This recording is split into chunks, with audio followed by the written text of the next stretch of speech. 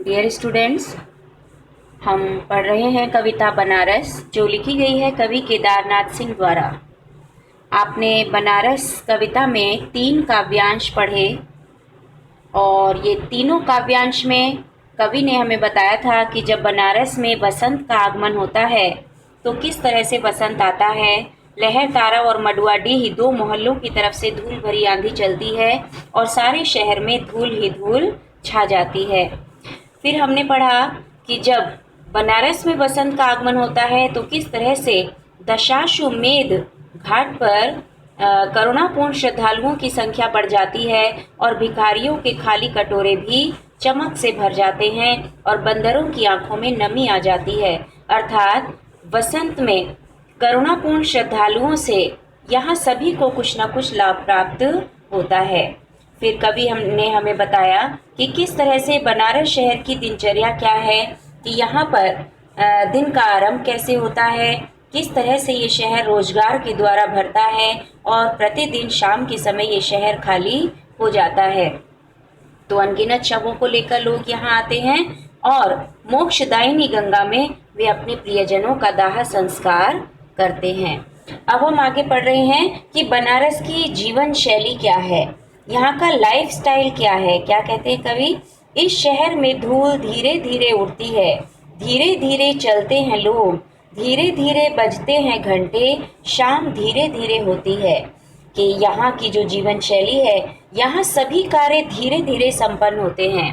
तो कवि कहना चाहता है कि बनारस का लाइफस्टाइल है, यहाँ के लोगों का ये जो है यहाँ की जीवन शैली है कि यहाँ सभी कार्य धीरे धीरे संपन्न होते हैं। धीरे धीरे किस तरह से, कवि कहना चाहता है कि शहर में धूल भी धीरे धीरे उड़ती है, लोग धीरे धीरे चलते हैं, मंदिरों में घंटे भी धीरे धीरे बजते हैं और शाम भी धीरे धीरे ढलती है।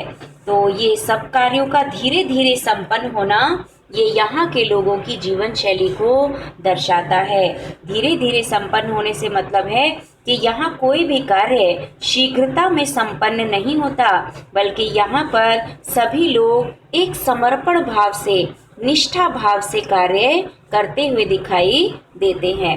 कि धीरे धीरे काम करने से मतलब है कि मतलब कोई जल्दबाजी नहीं है, जल्दबाजी में वो अपने काम को संपन्न नहीं करते, बल्कि लगन के साथ, एक निष्ठा के साथ, समर्पण के साथ वे अपना हर कार्य संपन्न करते हैं। तो यह धीरे धीरे होना, धीरे धीरे होने की सामूहिक लय दृढ़ता से बांधे है समूचे शहर को, इस तरह कि कुछ भी गिरता नहीं है, कि हिलता नहीं है कुछ भी, कि जो चीज जहाँ थी वहीं पर रखी है, कि गंगा वहीं है, कि वहीं पर बंधी है नाव, कि वहीं पर रखी है तुलसीदास की खड़ाओं सैकड़ों बरस से। तो कवि कहना चाहता है कि यहाँ जो है मंदिरों में घंटे भी धीरे धीरे बजते हैं, तो सभी काम जब धीरे धीरे संपन्न होते हैं तो यहाँ के लोग हर कार्य में अपनी एक निष्ठा, अपना एक समर्पण भाव दर्शाते हैं। इसीलिए यहाँ के लोगों में एक मजबूत बंधन है, एक लय के साथ काम संपन्न करते हैं, सामूहिक रूप से, माने एक समूह में लय के साथ कार्य संपन्न होता है। माने यहाँ के लोगों में एक मजबूत बंधन है, दृढ़ता से बांधे है समूचे शहर को।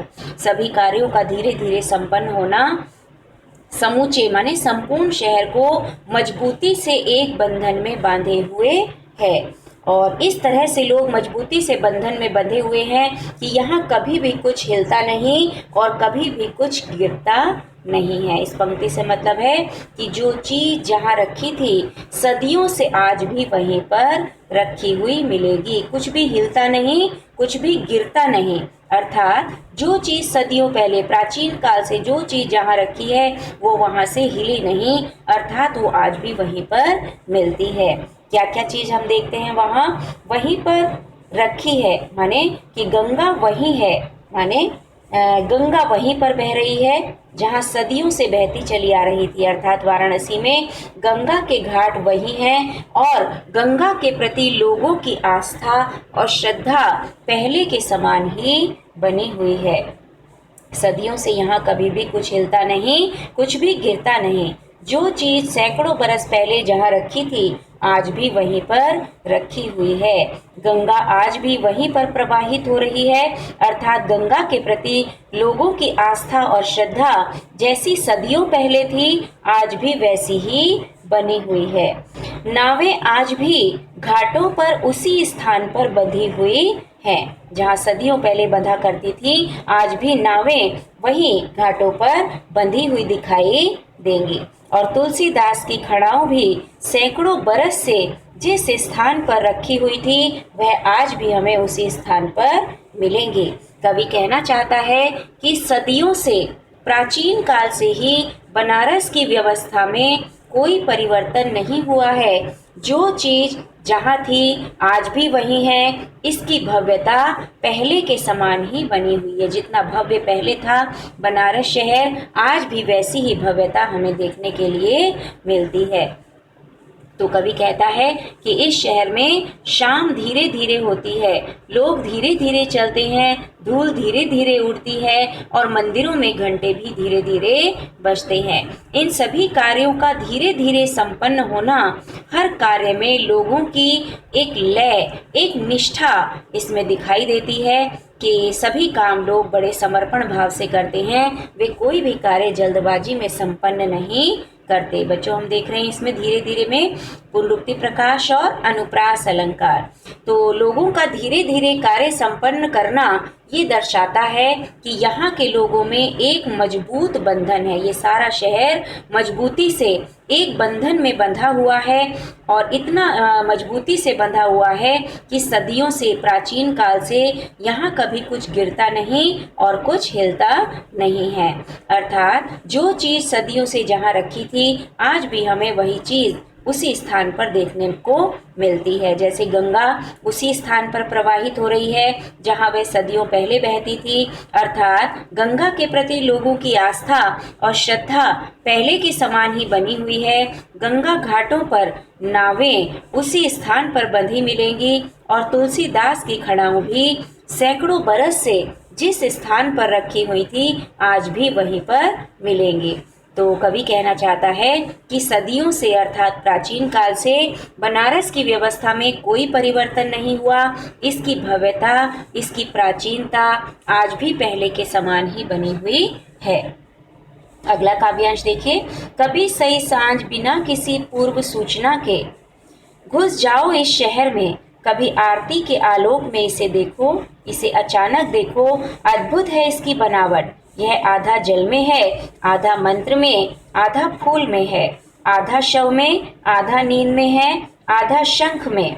तो देखिए कवि यहाँ पर कितनी सुंदर बात बताना चाह रहा है बनारस के विषय में कि कवि कहता है कि शाम के समय ये शहर बहुत ही सहजता लिए हुए दिखाई देता है। इस शहर में कभी कोई बनावटीपन दिखाई नहीं देता। अगर हम बिना किसी पूर्व सूचना के इस शहर में शाम होते ही प्रवेश कर जाएं और आरती के प्रकाश में इसे देखें, तो इसकी बनावट हमें अनोखी दिखाई देती है। तो कवि कहता है बिना किसी पूर्व सूचना के, यानी आप देखते हैं कि जब बड़े बड़े नेता, मंत्री आदि पहले सूचना देकर जाते हैं तो व्यवस्था में परिवर्तन कर दिया जाता है, वहाँ बनावटीपन दिखाई देता है, एक दिखावा होता है। इसीलिए कवि कहता है कि बिना पहले कोई सूचना दिए अचानक सही सांझ, सही माने होते ही, सांझ शाम होते ही इस शहर में प्रवेश कर जाओ और आरती के आलोक में, आलोक माने प्रकाश, आरती के प्रकाश में इसे देखो तो ये जो है अनोखा दिखाई देगा। इसकी बनावट तुम्हें बड़ी अनोखी लगेगी। क्या दिखाई देगा? यह आधा जल में है, आधे लोग जल में स्नान करते दिखाई देंगे। जब शाम के समय आप बनारस शहर में गंगा घाट के समीप जाएंगे तो लगेगा कि ये आधा शहर जल में है। जैसे आधे लोग, शहर के आधे लोग जो हैं वो गंगा जल में स्नान कर रहे हैं। आधा मंत्र में, आधा बनारस शहर मंत्रों से जुड़ा हुआ दिखाई देगा, अर्थात मंदिरों में मंत्रों का उच्चारण करते हुए लोग दिखाई देंगे। आधा फूल में है, आधा बनारस शहर फूलों से जुड़ा हुआ मिलेगा, अर्थात कुछ लोग फूल मालाएं बना रहे होंगे और कुछ उन्हें मंदिरों में देवताओं के शीश पर अर्पित कर रहे होंगे। आधा शव में, आधा बनारस शहर तुम्हें शवों के साथ जुड़ा हुआ दिखाई देगा, अर्थात लोग अपने प्रियजनों को चिताओं में अग्नि देते हुए मिलेंगे। आधा नींद में है, आधा बनारस शहर तुम्हें नींद के आगोश में दिखाई देगा, लोग सोते दिखाई देंगे। आधा शंख में और आधे लोग माने बनारस के आधे जो आधा शहर है वो मंदिरों में शंख बजाता हुआ दिखाई देगा। तो ऐसा लगेगा जैसे बहुत लोग जो हैं वो गंगा घाट के नज़दीक ही उसकी समीपता में हैं, उसकी निकटता में हैं, गंगा से जुड़े हुए हैं, जैसे आधा शहर जो है वो यहीं पर उतर आया है। तो क्या कहता है कवि कि शाम के समय ये शहर बहुत ही सहजता लिए हुए दिखाई देता है। जब हम बिना किसी पूर्व सूचना के इस शहर में प्रवेश करें और आरती के प्रकाश में इसे देखें तो हमें इसकी बनावट बहुत ही अनोखी दिखाई देगी, अर्थात इसमें कोई बनावटीपन नजर नहीं आएगा। यह दिखाई देगा जैसे आधा बनारस शहर गंगा जल में उतर आया है, लोग गंगा जल में स्नान करते दिखाई देंगे। आधे लोग मंत्रों से जुड़े हुए मिलेंगे, अर्थात मंदिरों में मंत्रों का उच्चारण करते दिखाई देंगे। बनारस शहर के आधे लोग ऐसा प्रतीत होगा शाम के समय कि जैसे वे फूल मालाओं से जुड़े हुए हैं, अर्थात कुछ लोग फूल मालाएं बना रहे होंगे तो कुछ उन्हें देवताओं के शीश पर अर्पित कर रहे होंगे। आधे लोग शवों से जुड़े होंगे, अर्थात ऐसा प्रतीत होगा जैसे आधे बनारस शहर के आधे लोग जो हैं वो चिताओं को अग्नि दे रहे हैं, प्रियजनों का दाह संस्कार कर रहे हैं। आधे लोग नींद के आगोश में अर्थात सोते दिखाई देंगे। आधे लोग शंख से जुड़े होंगे, अर्थात शंख नाद करते दिखाई देंगे। तो अगर ध्यान से देखो, कवि कहता है अगर हम इस शहर को ध्यान से देखें शाम के समय तो ऐसा लगेगा कि यह आधा शहर है और आधा नहीं है, अर्थात आधा है आधा नहीं है का मतलब है कि आधा बनारस शहर जो है वो गंगा तट पर माने विभिन्न क्रियाओं से जुड़ा हुआ दिखाई देगा, माने मालाओं से, शंख से, मंत्रोच्चारण से स्नान करते हुए। आधा शहर गंगा जल से जुड़ा हुआ नजर आएगा और आधा क्रियाहीन दिखाई देगा। क्रियाहीन क्यों कह रहा है कवि? क्रियाहीन इसलिए कह रहा है क्योंकि आधे लोग जो हैं वो गंगा तट तक जाते नहीं, वो अपने रोजमर्रा के कामों में, अपने ऑफिस के कार्य में, बच्चे अपने स्कूल के कार्य में, कॉलेज के काम में, और जो है कुछ लोग अपनी दुकानदारी में और प्रतिदिन जो जीवन के नित्य के जो कर्म हैं उन्हीं में जुड़े हुए दिखाई देंगे। तो ऐसा लगता है शाम के समय कि ये आधा बनारस शहर है और आधा नहीं है, अर्थात आधा बनारस शहर गंगा तट से जुड़ा हुआ क्रियाशील दिखाई देता है और आधा इन सब क्रियाओं से अनजान अर्थात बेखबर रहता है, आधा क्रियाहीन दिखाई देता है। अब देखिए अंतिम काव्यांश हम पढ़ रहे हैं बनारस कविता का। जो है वह खड़ा है बिना किसी स्तंभ के, जो नहीं है उसे थामे हैं राख और रोशनी के ऊंचे ऊंचे स्तंभ, आग के स्तंभ और पानी के स्तंभ, धुएं के, खुशबू के, आदमी के उठे हुए हाथों के स्तंभ। तो क्या कहता है कवि कि जो है वह खड़ा है, माने जो है से मैंने आपको बताया था कवि उन लोगों को जीवित मानता है जो चेतनाशील है, जागरूक है अपने नियमों के प्रति। तो कवि कहता है जो है, अर्थात बनारस में जो लोग जीवित हैं वे बिना किसी स्तंभ के अर्थात सहारे के खड़े हैं।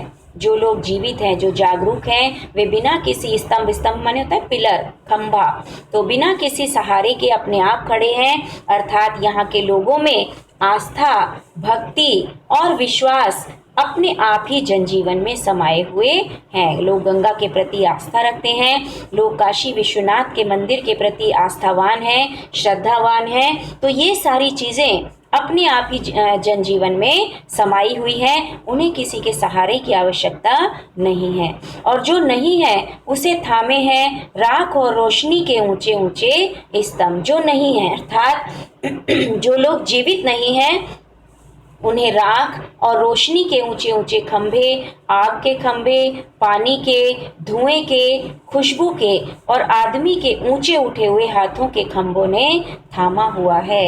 तो कवि कहना चाहता है जो लोग जीवित नहीं हैं, जो मृत हैं, उन्हें आदमी के उठे हुए हाथों के खंभे माने जब वो चिताओं को जो है अर्थी को अपने कंधों पर लेकर जाते हैं तो आदमी के उठे हुए हाथ उन्हें थामे रहते हैं। और जब वो दाह संस्कार करते हैं और दाह संस्कार करने से राख के ढेर लग गए हैं और जब ऊंची ऊंची लपटें आग की जलती हुई नजर आती हैं तो रोशनी के ऊंचे ऊंचे खंभे दिखाई देते हैं, आग के स्तंभ, ऐसा लगता है आग के न जाने कितने पिलर कितने खंभे यहाँ पर मौजूद हैं। पानी के धुआं माने अग्नि का धुआं और खुशबू माने जब जो चंदन की लकड़ियाँ जलने से उनमें घृत घी आदि डालने से जो खुशबू वहाँ पर आती है, तो इसलिए जो है कवि कहता है कि जो लोग जीवित नहीं हैं उन्हें किसने थामा हुआ? राख और रोशनी के ऊंचे ऊंचे खंभे, आग के और पानी के, धुएं के, खुशबू के, आदमी के ऊंचे उठे हुए हाथों के खंभों ने थामा हुआ है। तो कवि क्या कहना चाहता है इसमें? कवि कहता है जो लोग यहाँ जीवित हैं वे अपने आप बिना किसी सहारे के खड़े हैं, अर्थात उनमें जो है आस्था, भक्ति और विश्वास अपने आप ही जनजीवन में समाये हुए हैं, उन्हें किसी के सहारे की आवश्यकता नहीं। और जो लोग मृत हैं, जो जीवित ही नहीं हैं, उन्हें राख और रोशनी के ऊंचे खंभे, आग और पानी के, धुएं के, खुशबू के, आदमी के ऊंचे उठे हुए हाथों के खंभों ने सहारा दिया हुआ है, थामा हुआ है। अब देखिए अंतिम काव्यांश, ये उसकी पंक्तियां हमारी चल रही हैं। क्या कहता है कवि? किसी अलक्षित सूर्य को देता हुआ अर्घ, शताब्दियों से इसी तरह गंगा के जल में अपनी एक टांग पर खड़ा है यह शहर, अपनी दूसरी टांग से बिल्कुल बेखबर। तो बनारस में के लोगों की विशेषता का वर्णन कर रहा है मानवीकरण अलंकार के द्वारा। क्या कहता है कवि?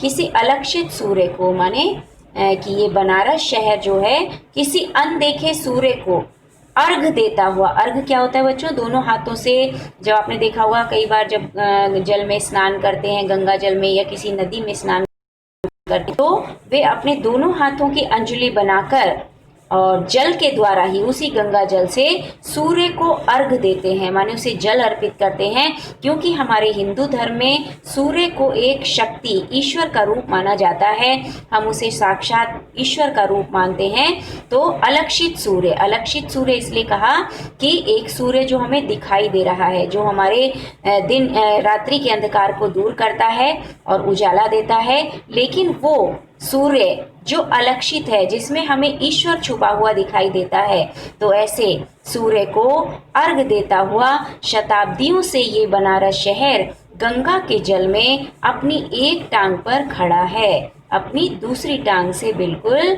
बेखबर। अर्थात इस पंक्ति का मतलब ये है, तात्पर्य है कि इस शहर में लोग सदियों से, प्राचीन काल से ही सूर्य को एक अदृश्य शक्ति मानते हैं, ईश्वर का रूप मानते हैं, और गंगा के जल में जब स्नान करते हैं तो वहीं पर अपने दोनों हाथों की अंजलि बनाकर सूर्य को ईश्वर का रूप मानते हुए उसे अर्घ देते हुए दिखाई देते हैं, अर्घ अर्पित करते हैं। और गंगा के जल में वे अपनी एक टांग पर खड़े होकर, एक पैर पर खड़े होकर सूर्य को जल अर्पित करते हैं। उस समय अपनी दूसरी टांग का, दूसरे पैर का उन्हें बिल्कुल भी ध्यान नहीं रहता, अपनी दूसरी टांग से वे बिल्कुल बेखबर रहते हैं। इस पंक्ति का भाव यह है कि आधा बनारस शहर जो है वो गंगा तट की निकटता में रहता है और आधा गंगा तट की क्रियाओं से बिल्कुल बेखबर रहता है, अनजान बना रहता है। तो देखिए क्या कहता है कवि कि सदियों से जो बनारस शहर है वह इसी तरह किसी अनदेखे सूर्य को अर्घ देता है और गंगा के जल में वह अपनी एक टांग पर खड़ा हुआ है। इसका अर्थ है कि बहुत पुराने समय से, प्राचीन काल से ही लोग जो हैं सूर्य को ईश्वर का रूप मानते हुए अपने एक पैर पर खड़े होकर गंगा के जल में ही अपने हाथों से उसे अर्घ अर्पित करते हैं, उसे ईश्वर का रूप मानते हैं और इस समय उन्हें अपने दूसरे पैर का बिल्कुल भी ध्यान नहीं रहता। अर्थात ये बनारस शहर सदियों से इसी तरह एक टांग पर खड़ा है। हम पढ़ रहे हैं मानवीकरण अलंकार। सदियों से ये एक पैर पर खड़ा है, अर्थात आधा शहर गंगा तट की निकटता में रहता है तो आधा गंगा तट की इन सब क्रियाओं से अनजान रहता है। तो ये हमने बनारस कविता जो है पूरी की। तो बच्चों आप इसकी व्याख्या लिखेंगे भी और जो है कम से कम 2 बार 3 बार, जब तक आपको समझ नहीं आए, इसको अच्छे से आप पढ़ते रहिए। व्याख्या बहुत इम्पॉर्टेंट है। कई कविताएं हम जो पढ़ चुके हैं, जैसे सरोज स्मृति कविता बहुत ही एग्ज़ाम की दृष्टि से बहुत इम्पॉर्टेंट है, आपको अच्छी तरह याद होनी चाहिए। और कार्नेलिया का गीत बहुत इम्पॉर्टेंट कविता है। और साथ ही बनारस कविता में जो चित्रात्मक शैली का वर्णन किया गया है, तो ये कविता भी व्याख्या की दृष्टि से बहुत ही इम्पॉर्टेंट है। तो हमने पढ़ा इसमें बनारस की भव्यता और प्राचीनता का वर्णन, जो चित्रात्मक शैली में जैसे चित्र खींच दिया है हमारे सामने बनारस का, ऐसा महसूस कर रहे हैं जैसे कवि केदारनाथ सिंह कहीं हमारे आसपास ही हैं और बनारस को उन्होंने हमारे सामने लाकर ही रख दिया है। यहाँ के लोगों की जीवन शैली का, लाइफस्टाइल का बहुत सुंदर शब्दों में कवि ने वर्णन किया है। और इस कविता में हमने पढ़े, एक तो मानवीकरण अलंकार, अनुप्रास अलंकार हमने देखा, और पुनरुक्ति प्रकाश और प्रश्न अलंकार हमने पढ़ा। माधुर्य और प्रसाद दोनों गुण इस कविता में प्रयुक्त हैं।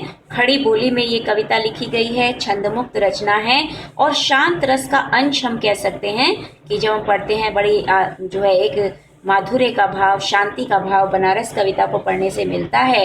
तो बच्चों, शांत रस वैसे होता है भक्ति संबंधी कविताओं में, लेकिन इसे पढ़ने से भी हमें शांति का आभास हो रहा है, इसलिए शांत रस का अंश हम कह सकते हैं कि इसका छोटा सा पार्ट जो है शांत रस का, वो इस कविता में मौजूद है। चित्रात्मक शैली हमने देखी ही इसके अंदर, और साथ ही हम इसमें लिखेंगे चक्षुबिंब का प्रयोग। चक्षुबिंब, ऐसा लगता है जैसे दृश्य हमारी आंखों के सामने ही आ गया है। तो ये कविता हमारी आज पूरी हो गई है। दूसरी कविता दिशा हम इसके प्रश्नोत्तर लिखने के बाद कंप्लीट करेंगे, उसको देखेंगे। तो अभी आप इन सभी काव्यांश की व्याख्या, जिस तरह से संकेत जो है वो लिखे हुए हैं, वैसे ही संकेत डालकर आप इसकी व्याख्या लिखें, इसे बार बार रिवाइज करें जब तक आपको समझ में ना आए, और कोई डाउट हो तो कभी भी आप पूछ सकते हैं। धन्यवाद।